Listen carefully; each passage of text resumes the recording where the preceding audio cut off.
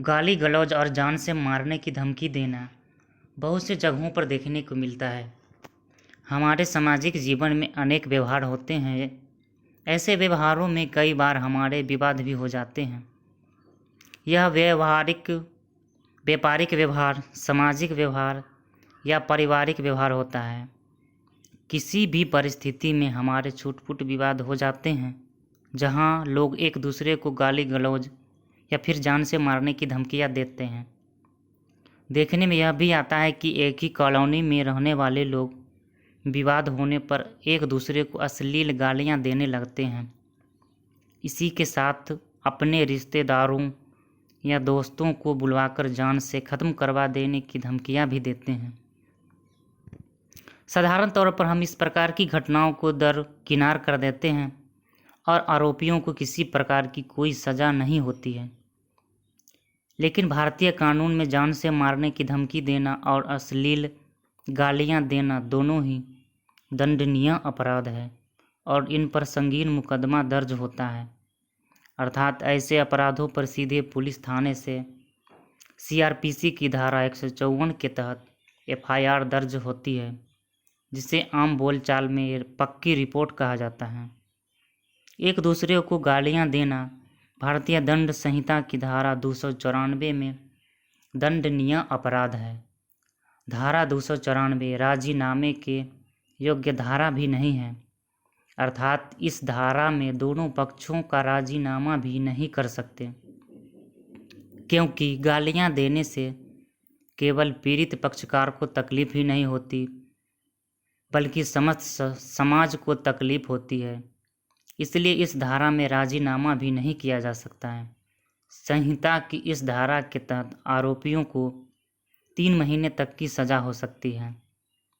हालांकि साधारण तौर पर इस अपराध में आरोपियों को किसी प्रकार का जेल का दंड नहीं दिया जाता है, बल्कि जुर्माना भरवाया जाता है।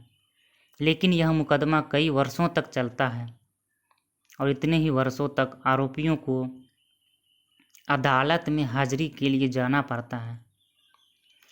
बाकायदा जमानत भी लेना होता है। एक संक्षिप्त मुकदमे की प्रक्रिया से यह मुकदमा चलता है। इसमें भारतीय दंड संहिता में इस धारा को गाली गलौज के तौर पर उल्लेखित नहीं किया गया है, बल्कि अश्लील शब्द या अश्लील गाने से उल्लेखित किया गया है। आमतौर पर जब लोगों के बीच किसी व्यवहार को लेकर कोई विवाद होता है, तब एक दूसरे को अश्लील शब्दों में गालियां भी दी जाती हैं और छोटे मोटे विवादों में जान से मारने की धमकी देना एक आम बात हो गया है। हालांकि ऐसी धमकियां देना भी कानून की निगाह में एक संगीन जुर्म है। लोगों ने संगीन जुर्म को कोई छोटी मोटी बात समझ लिया है, इसलिए आए दिन कोई भी किसी को जान से मारने की धमकियां दे देता है। और आश्चर्य करने वाली बात यह है कि ऐसी धमकियां लोग चौक चौराहे पर एक दूसरे को दिया करते हैं सरेआम। लेकिन किसी भी परिवार में लोगों के बीच कोई विवाद हो जाते हैं और विवाद होने के बाद एक दूसरे को जान से मारने की धमकी दे देते हैं। जैसे कि किसी व्यक्ति को यह कहना कि तुझे काट डालूंगा या ख़त्म कर दूंगा। इस प्रकार के शब्द कहना जान से मारने की धमकी देने की कोटि में आता है। इसमें भारतीय दंड संहिता की धारा 506 जान से मारने की धमकी देने से संबंधित है।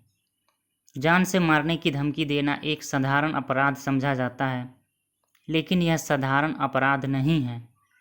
इसमें भारतीय दंड संहिता की धारा 506 यह स्पष्ट करती है कि अगर धमकी जान से मारने की दी जा रही है या फिर आग से किसी संपत्ति को नष्ट करने की दी जा रही है या फिर कोई धमकी ऐसी दी जा रही है जिस अपराध के लिए 7 वर्ष तक की सज़ा है, तब आरोपियों को 7 वर्ष तक कारावास हो सकता है।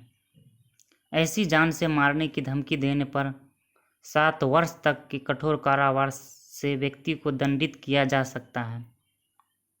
अगर किसी व्यक्ति को जान से मारने की धमकी दी जा रही है या फिर उसके साथ गाली गलौज किया जा रहा है, तब फौरन उसे संबंधित थाना क्षेत्र में जाकर इस बात की सूचना थाने के अधिकारी को दे सकता है।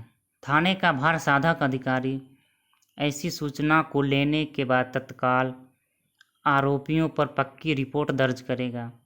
उन पर मुकदमा बनाकर उन्हें संबंधित मजिस्ट्रेट के समक्ष भेजा जाएगा, जहां इस मुकदमे पर विचारण चलाया जाता है। हालांकि यह धारा जमानतीय धारा है तथा इसमें सरलता से आरोपियों को जमानत मिल जाती है, लेकिन इसका विचारण एक सामान्य अपराध की तरह ही चलता है।